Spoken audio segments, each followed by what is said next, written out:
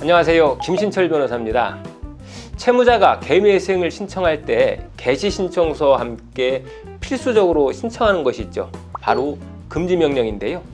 이 금지명령은 채권자로부터 채무자를 보호해주는 중요한 보호장치인데요. 채무자 소유의 재산이나 급여에 채권자가 가처분이나 강제집행을 할 수 없도록 금지시킵니다. 또 이 금지명령은 채권자가 채무자에게 돈을 내오느라고 독촉하거나 또 변제를 수령하는 행위도 전부 금지시키기 때문에 이 금지명령은 이제 막 연체가 시작되는 채무자 입장에서 보면 개미회생을 하루라도 빨리 신청해야 하는 이유 중에 하나가 되겠죠. 그런데 가끔씩 채권자가 이 금지명령을 송달받고도 채무자를 상대로 강제집행을 진행하는 경우가 있는데요. 최근에 우리 사무실에서도 이런 일이 있었습니다. 금지명령을 송달받은 채권자가 채무자의 급여에 채권 압류 및 추심명령을 집행한 건데요. 자, 이럴 때 채무자는 어떻게 대응해야 되는지 한번 알아보겠습니다. 사실 이 금지명령을 송달받고도 이걸 무시하고 막무가내식으로 압류를 집행한다, 이런 일은 흔한 일은 아니죠. 은행이라든지 카드사 같은 금융기관은 이렇게 일 처리를 하지 않는데요.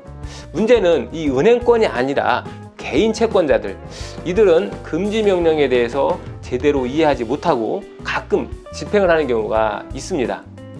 이번 사건도 개인 채권자가 채무자의 급여에 채권 압류 및 추심명령을 집행한 상황이었는데요. 채권자는 채무자가 개미회생 신청하기 전에 공증을 받아뒀다가 개미회생이 신청되고 금지명령이 나오자 화가 나서 이 공정증서를 가지고 압류 집행에 나선 겁니다. 그러니까 채권자는 이미 금지명령을 송달받은 상태였고 심지어 개미회생 개시 결정문까지도 송달받은 상태였습니다. 그런데도 법원은 채권자의 압류 신청을 허가해 준 거죠. 자, 여기서 의문이 생길 수가 있는데, 법원은 채권자에게 금지명령과 개미회생 개시결정문을 송달했죠. 그런데 왜 채권자의 압류 신청에 대해서는 기각하지 않고 받아줬을까요? 그것은 이 집행법원과 회생법원이 다르기 때문입니다. 법원은 이 재판 업무에 따라서 관할을 달리하고 있는데요. 같은 법원 청사 내에 있다 하더라도 개미회생 사건을 취급하는 회생법원과 압류 사건을 취급하는 집행법원은 이 직분이 달라 관할이 다른 거죠. 그래서 압류 사건을 담당하는 집행법원은 채무자가 개미회생을 신청했는지 또 채권자가 금지명령을 받았는지 이런 사실에 대해서 굳이 알려고 하지도 않고 살필 필요도 없는 거죠. 단지 채권자가 신청한 압류의 신청이 적법한지 이것만 판단하고 결정을 내주는 거죠. 그래서 채무자 입장에서는 덜컥 압류가 들어오니까 굉장히 당황하게 되는데요. 그러나 이 개미회생 금지명령을 받은 상황이다 라고 하면 걱정하실 필요는 없습니다. 이럴 때는 바로 채권 압류 및 추심명령에 대해서 집행 취소 신청을 하시면 됩니다.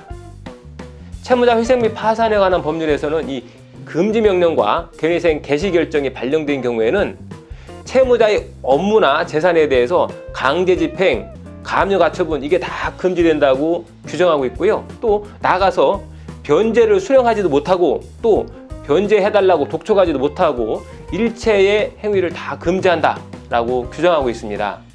그러니까 이 금지명령이나 개시결정 이후에는 채권자가 채무자를 상대로 한 강제집행은 당연히 원칙적으로 무효가 되는 거죠.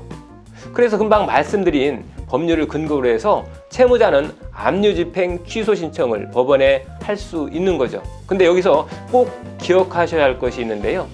채무자는 반드시 이 압류집행 취소 신청을 선제적으로 하셔야 한다는 거죠. 어차피 금지명령이 나왔으니까 그냥 압류집행이 돼도 상관없겠지 하면서 가만히 내버려두면 급여가 압류되어 있기 때문에 정상적으로 급여를 수령할 수 없습니다. 이렇게 되면 개미회생 변제 계획안을 제대로 이행할 수 없게 되고 차질이 빚어지게 되겠죠. 그러니까 반드시 이런 압류 집행에 대해서는 대응을 하셔야 합니다. 오늘은 개미회생의 금지명령 발령 이후에 채권자가 강제 집행을 한 경우에 채무자는 어떻게 대응해야 되는지 한번 알아봤습니다. 김신철 변호사였습니다. 감사합니다.